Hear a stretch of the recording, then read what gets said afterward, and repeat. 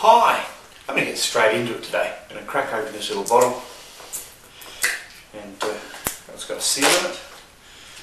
And I put a teaspoon of this stuff in a pot. And I'm going to sort of half fill it, 250 ml.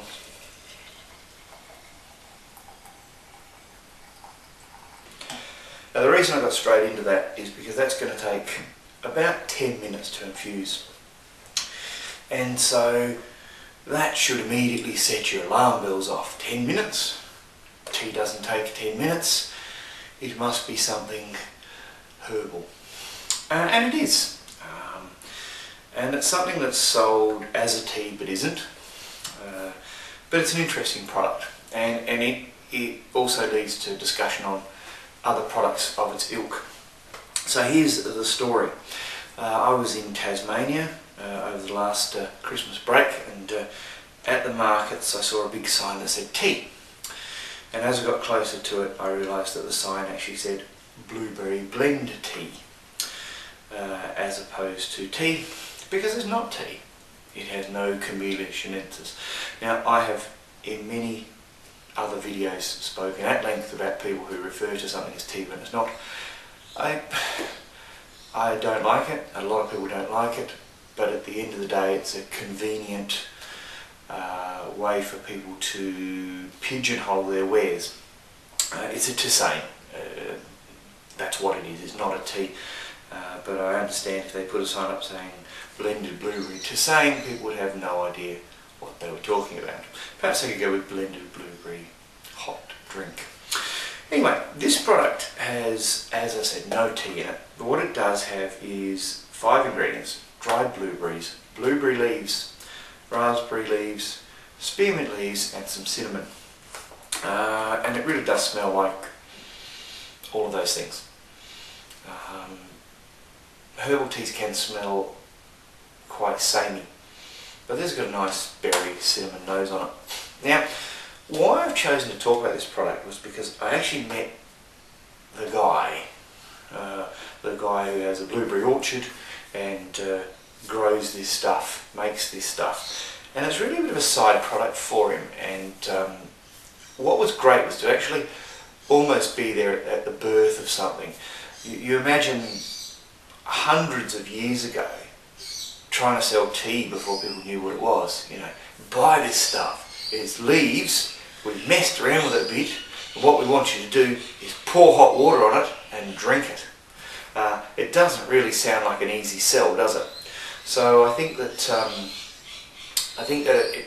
to me that was where the interest was. This guy was there saying, this is my product, this is what I've made, this is the research I've read, this is how I've created it, this is how I've blended it. So to me that was quite an interesting process. And the other thing that sort of went well, I guess, was that I tried it, because he had a little sample there, and I tried it and quite liked it as a drink. And it must be said that most herbals that I've tasted are fairly horrid, and most herbals I would never taste, and the reason for that is twofold. One is a lot of them have citrus peel in them, which I'm allergic to, or don't have a comprehensive list of ingredients, in which case I suspect they have citrus peel, and so don't trust them. And the other one is two fairly horrible ingredients: chamomile, which I can't abide. I drink the odd chamomile if it's so steeped with something like apple and cinnamon that you can't actually taste the chamomile, or rosehip. Rosehip is another one I despise. I love rose petals, but can't stand rosehip. So if you take out all the herbal teas that have got rose hips, chamomile, lemon peel, or that have annoyed me by referring to themselves as teas when they're Tisane, you're pretty well left with virtually nothing. So as that's really not my bag, and I know a lot of people who watch these videos don't think much of the whole herbal thing either. Now, I am giving this 10 minutes, it's at about 4. Apparently when all the leaves sink to the bottom is sort of an indicator that it's ready to go. So, back to the blueberries. Now, the interesting thing about this is there's a lot of health benefits claimed. If you go on the site, which is blueberryblendtea.com, it's a free plug for the guy, he was a nice guy. He talks about using it for various things. Now, as always, if I have anything to do with anything with raspberry leaves, I always add the warning that they can bring on labour in people who are pregnant, which is fine if you're 41 weeks pregnant, not so fine if you're considerably underdone. He has added that onto the label, which I heartily approve of, as you can appreciate. Now, he talks about the blueberries here, and there's 37% blueberries by weight. It equates to about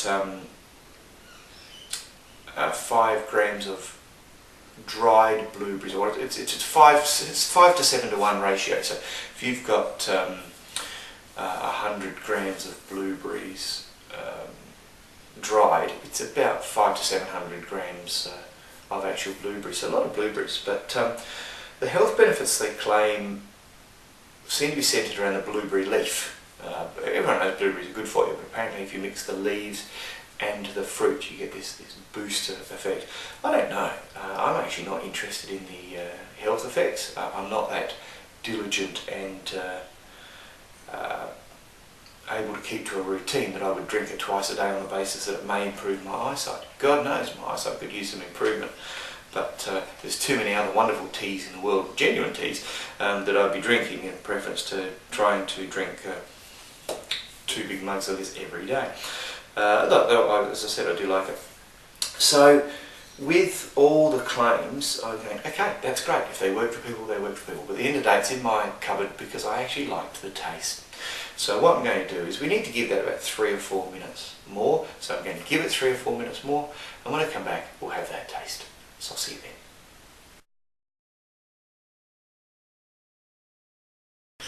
Right, back again. We're up to about the 10-minute mark. Got a teapot for Christmas.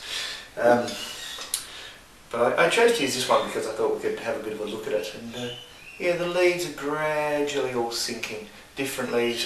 There's still what appears to be spearmint leaves on the top of it. Yeah, but I'm going to give it a go. Also, I can see something white, which I suspect is a flower. So I guess a spearmint or a raspberry flower that's in with the leaves. So my lovely little silver Indian strainer.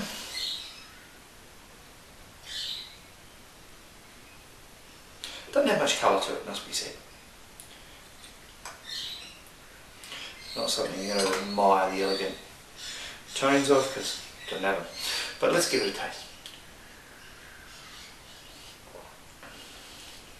Now, as I said before, I really do like it. I don't get a lot of blueberry from it. There's a genuine, general berryness to it, but to my taste buds, it's a lovely blend of spearmint and cinnamon.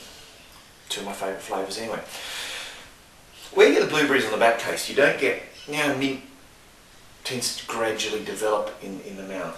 Spearmint not as much as say peppermint, but yeah, so up front very minty, and then you are left with a fruity aftertaste. But look, a nice tea. So if you suffer from anything, because it cures everything, don't they all? But particularly I think he was on about nervous system issues and the eyes. It's worth checking it out. Because you don't lose anything, because it tastes good. I could think of several uses for it. I think a syrup from it would be nice. I think it would ice down very nicely. And I would think, yeah, there's sort of unusual things I can do with it. I often use tea in baking as a liquid, so make a tea flavoured sponge cake. And I think that would work quite well with that. But having said that, there are easier ways to get a blueberryish flavour than to steep up a load of this and go through all that. You just put blueberries in something. But I like it. I think it's a good product. I think it's exciting to see someone that's starting something new, and more power to it. And yeah, who knows, in 10 years time we may all be drinking blueberry tisane as a way of keeping the doctor away. So, cheers.